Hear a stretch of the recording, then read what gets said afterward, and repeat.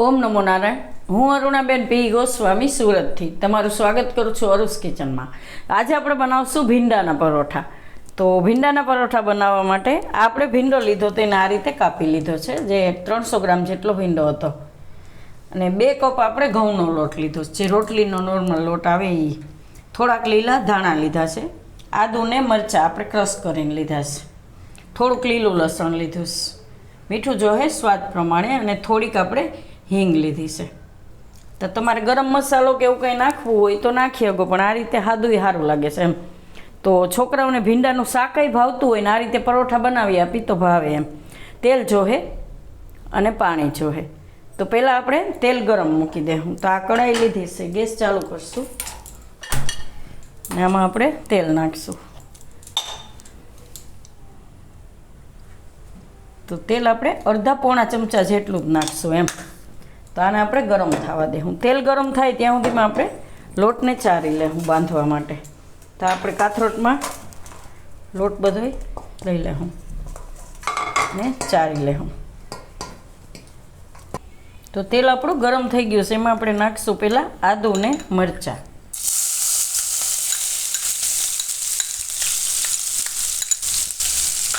અને હિંગ.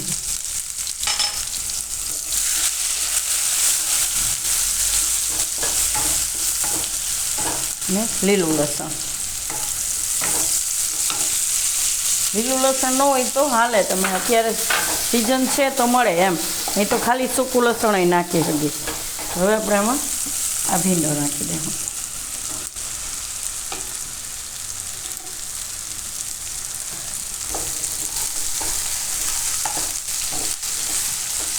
ને મીઠું નાખી દઈશું સ્વાદ પ્રમાણે.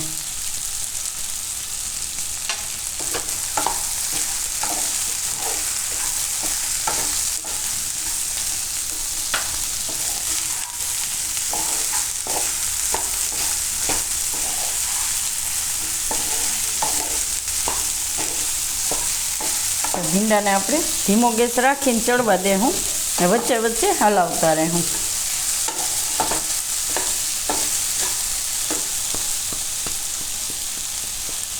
ને ત્યાં સુધીમાં આપણે લોટ બાંધી લેવું. લોટ આપણે ચારી લીધો તો એમાં આપણે મીઠું નાખી દેવું ને થોડુંક આપણે તેલ નાખીશું.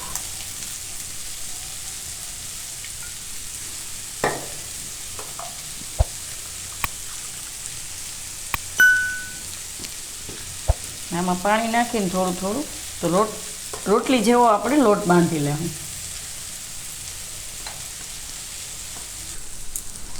તો લોટ આપણે આ રીતનો બાંધી લેવાનો એમ.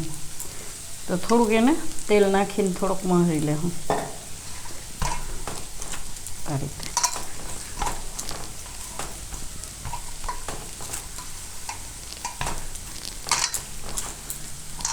અને 10 મિનિટ માટે રહેવા દેવું. ભીંડો આપણે એકવાર ચેક કરી લેવું.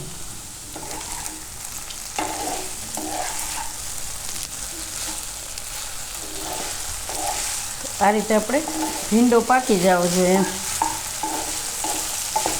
તો થોડીક વાર રહેવા દેવું, હજી સેજ વાર, અને ફેરવી લેવું થોડી થોડી વારે. બહુ ફેરવવાનું નહીં, અને આમ ભાંગી જાય એ રીતે નહીં ફેરવવાનું. આ હળવે હાથે આમ નીચેથી ફેરવવાનું આમ આ રીતના, એટલે ભીંડો ભાંગે નહીં એમ. જો ઓમ આપણે ફેરવશું તો ભાંગી જાય. આ રીતે ફેરવશું તો આખો રહે. ખાલી આ રીતે જ ફેરવવાનું નીચેથી. તો એકાદી મિનિટ આને પાકવા દેવું હજી. આને આપણે થોડીક વાર પકાવી લીધો તો 1 થી 1.5 મિનિટ જેવું. તો ભીંડો આપણો પાકી ગયો છે, ચીકાસાની બધી દૂર થઈ ગઈ આ રીતે. તો હવે આપણે આમાં લીલા ધાણા નાખી દઈશું.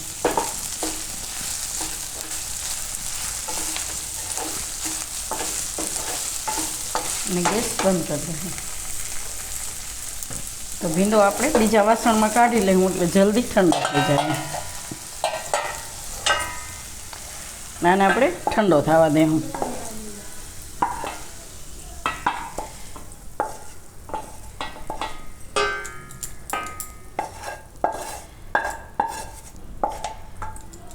તો લોટ આપણે 10 મિનિટ રાખ્યો તો એકદમ સરસ થઈ ગયો છે પલળીને. એકદમ મસ્ત સોફ્ટ લોટ થઈ જાય આ રીતનો. અને આ ભીંડાએ આપણે ઠંડા થઈ ગયા છે. તો હવે આપણે પરોઠા બનાવશું. તો આ તવી લીધી છે આપણે, ગેસ ચાલુ કરશું એટલે ગરમ થઈ જાય. તો આમાંથી આપણે હવે પરોઠા બનાવી લેવું. તો આ રીતે એક લુવો લઈ લેવું, થોડોક મોટો, તમારે જે સાઈઝના બનાવવા હોય એ સાઈઝના. એમ પછી ગોળ કરી લેવું થોડુંક, ને કોરો લોટ લઈને એને વણી લેવું. પહેલાં એક રોટલી મોટી એની વણી લેવું આપણે.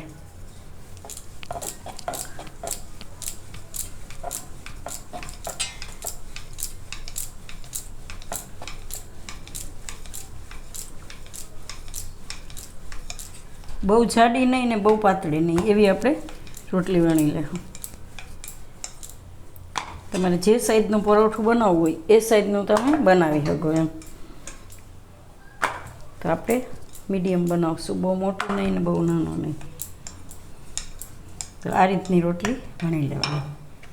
આમાં આપણે હવે આ સ્ટફિંગ લઈને એક બાજુ રાખી દેવું, આ સાઈડ ગમે એક સાઈડ રાખી દેવાનું આ રીતે.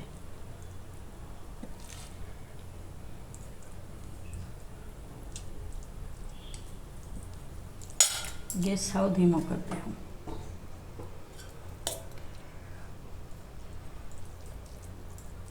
આ રીતે દબાઈ દેવાનું થોડું. આને તમે છોકરાઓને ટિફિનમાંય બનાવી દઈ શકો. શાક રોટલી ન આપવું હોય તો આ રીતે તમે પરોઠા બનાવીને આપી શકો ટિફિનમાં એમ, અને ફટાફટ થઈ જઈશ. આને આપણે આ રીતે વારી દેવાની ઉપર અને દબાવી દેવાનું.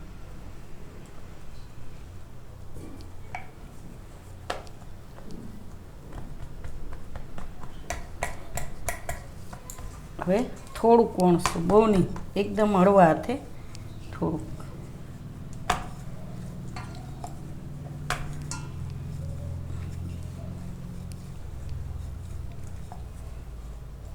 આ રીતે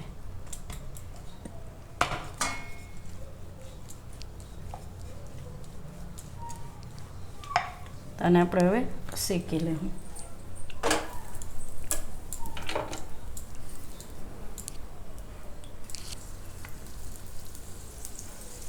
બે બાજુ એને આપણે શેકી લેવું.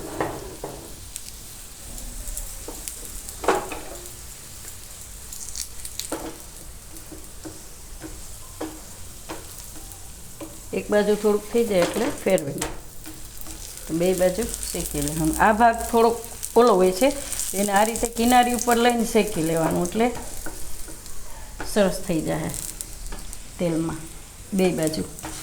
અને આપણે શેકી લેવું બે બાજુ. તો આને આપણે બે બાજુ આ રીતે પકાવી લીધું છે. પરોઠું આવું જ ભાવે, કાળું થઈ જાય તો ન ભાવે. આને આપણે ઉતારી લેવું. બધા પરોઠા આપણે આ રીતે બનાવી લેવું. તો આપણે 3 પરોઠા બનાવી લીધા. તો આટલામાંથી આપણે 6 થી 7 પરોઠા બને. તો આપણે ખોલીને જોઈ લઈએ. છે ને એકદમ મસ્ત. તો તૈયાર છે આપણા ભીંડાના પરોઠા. તો જો તમને મારી આ રેસીપી પસંદ આવી હોય તો એને લાઈક કરજો, શેર કરજો અને મારી ચેનલને સબસ્ક્રાઈબ કરજો અને બેલ આઇકન દબાવવાનું ના ભૂલતા. કમેન્ટ કરીને કહેજો કે તમને કેવા લાગ્યા ભીંડાના પરોઠા.